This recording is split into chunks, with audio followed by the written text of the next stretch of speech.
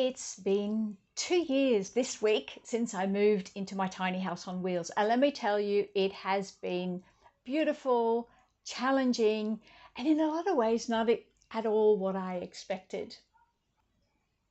Today, I'm going to share with you some hard-learned lessons and what I would do differently if I ever had to do this again. Now, if you've watched previous videos, and in particular the video on how I ended up living in a tiny house on wheels, you'll know that I chose to have a tiny house to live in as a way to secure my financial future for retirement. I'm in my early 60s. At the beginning of COVID, I looked at, all my income disappeared, and I looked at my finances, including my retirement fund, and I realized that I was no way going to be able to live comfortably in retirement if I had to rent a normal house or if I had to purchase a house, if I even would get a mortgage, which would have been potentially questionable. So a lot of reflecting and a lot of searching and a lot of trying to come up with different solutions, I ended up getting a tiny house builder to build a tiny house shell, and I then spent 2 years fitting it out myself. So everything you see behind me here is what I did myself.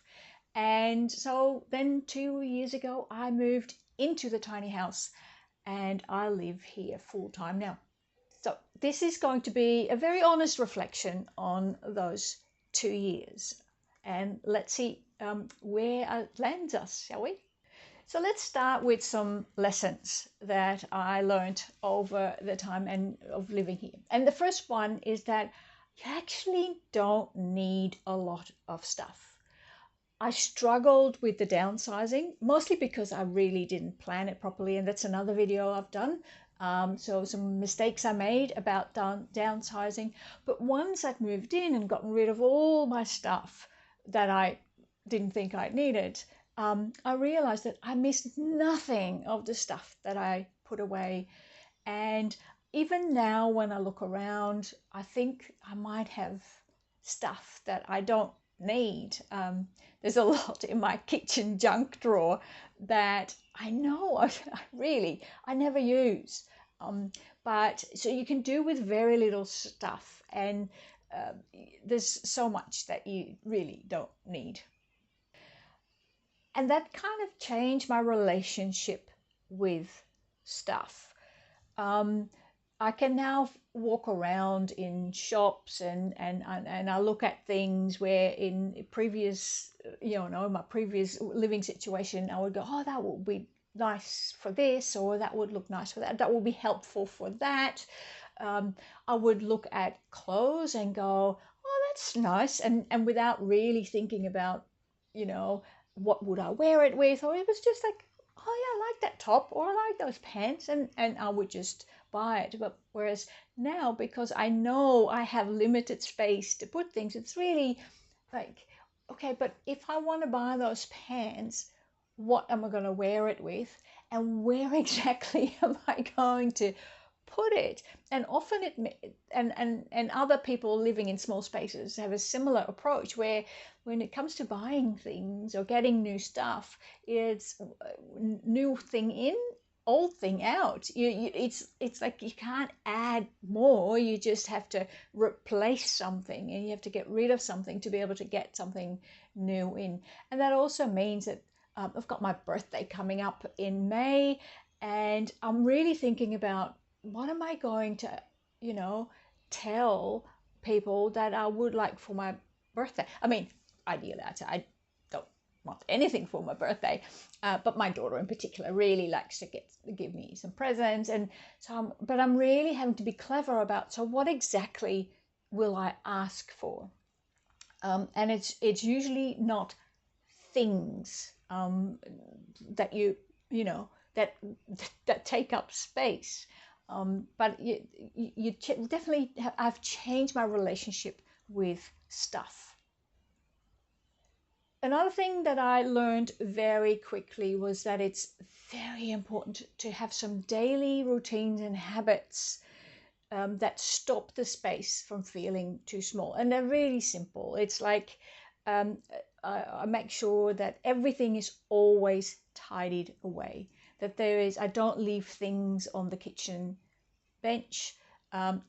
If I don't want to wash up straight away, it's in the sink so that I can't see it, but the kitchen bench is just empty.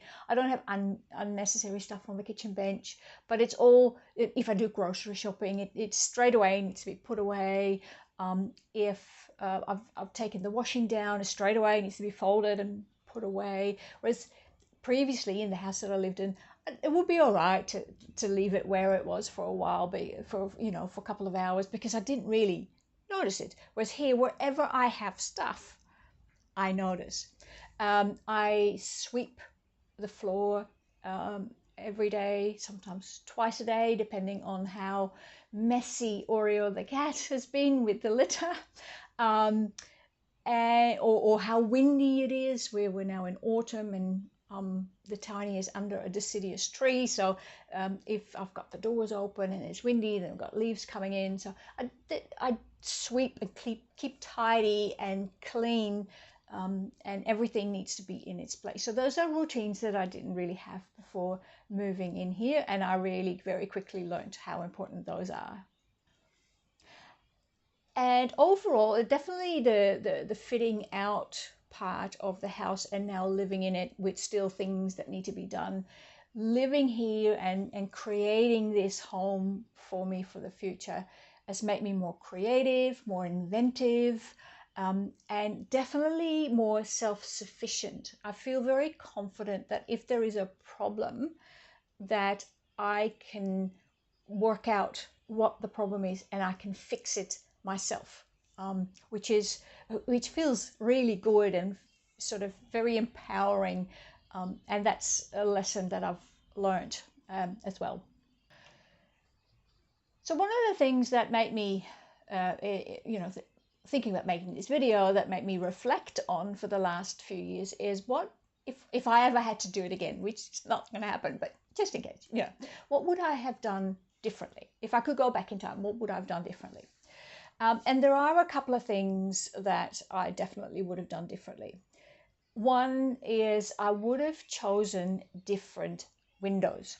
The windows that I have are sliding windows, and when it rains, and because I don't have normal sized gutters, I will get them as one of the future projects I have to do, is put proper gutters on, but the water comes straight off the roof down the wall, and that means, and also if it's a bit windy, the rain comes in straight away. So when it's raining, I can't have all the windows open.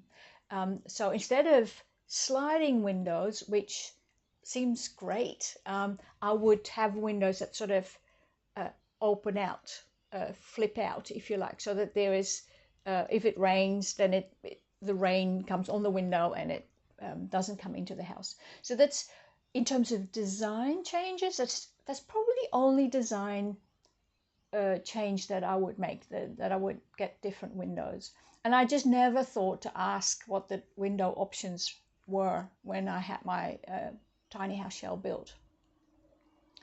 The second thing I would do differently, and actually this is not something that I thought about, but one of the viewers asked the question on one of the videos, is why I hadn't asked the tiny house builder for a quote on doing the electrical and plumbing roughing, so the piping and the wiring. And I thought that would have been such a good thing to at least ask. I don't know if I would have gone ahead with it, but I would imagine that they wouldn't have been more expensive than using an electrician and a plumber. The reason that it probably would have made some of my life a lot easier was because as professional tiny house builders, they do wiring all the time, they do plumbing all the time, and some of the unique elements, unique features of my tiny house that I have to live with probably could have been avoided, such as I had the wiring done in the shower for an exhaust fan. and that was done by the electrician, and the plumber put in the on-demand hot water system. And where that hot water system is and where the wiring is for the fan, they kind of overlap. And I don't think that the tiny house builder would have made that mistake. And I couldn't check because it was during COVID lockdown, so nobody could be on site at the same time. But I also didn't know what I didn't know. I'd never done this before, so I think if I'd asked the tiny house builder to do some of that, that would have been done properly, and I would have had an exhaust fan in the bathroom, which would have been good. So the other thing that I potentially would have asked, at least to get a quote on from the tiny house builder, is to put proper gutters on, because I've got tiny, very thin guttery like things up there, but they can't cope with the amount of water that comes off the roof. So I do need to put gutters on myself. I've watched a few videos. I don't think it's too difficult, but it's one of those projects that I keep pushing off to the future. But I really need to do it. Also because I want to start collect rainwater, so to use in the garden, and it will help to have gutters. But it would have been good if they had done, or at least, yeah, if I had been able to afford it, the tiny house builder had done that as well. And those are really the only changes, or the only things I would have done differently. Oh, there's one more thing that I would have done differently in hindsight, and that is to be less obsessed with having to find the perfect parking spot before moving in. So the tiny house, when it was just a shell, it was put on the property that I am now. It's the backyard of a property in a small town south of Sydney, and I never thought I'd live here because it wasn't perfect. And so I had lots of dramas finding a perfect rural acreage where I could rent a tiny corner and live quietly in nature. That never eventuated, and if I had to do this again, I would work very hard on making it okay for myself to not to not expect to live in the perfect place, but just to start living in the tiny house. That would have saved me a lot of stress, and I would have been in much sooner. And I knew that the owners were fine with me moving in here. It's just that I put that on myself. So knowing what I know now, 2020 hindsight vision is perfect, right? But I would definitely approach the parking spot situation more as a stepped approach. It was more important to actually live in the tiny than to be in the perfect spot. The perfect spot will come. I'm confident. So, question to myself: if I was in the same position as I was 4.5 years ago, and I was faced with this decision, would I do it again? And I would absolutely do it again. Not only has it created a life where I am in a much more comfortable financial position, I also know that in the future I will have always have a roof over my head. I own this house outright, so there's no debt on it.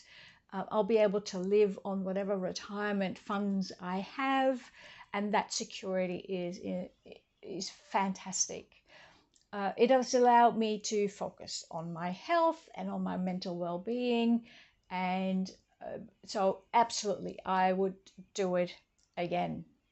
So if you are dreaming about living in a small space, or even looking at your own tiny house on wheels, it's not perfect, but it is absolutely worth it, and it is possible.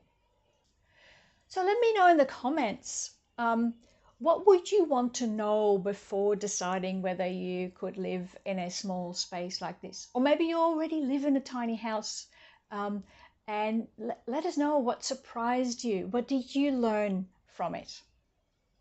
And if you enjoy learning and watching tiny houses, make sure you watch my other tiny house videos, and also those where I explain how I ended up here and some other challenges that I had to deal with. And if you'd like to learn more about not only living in a small space like this, but also working towards a comfortable future retirement, healthy aging, make sure you subscribe so that you know each time I produce a new video. So thank you for watching. Bye.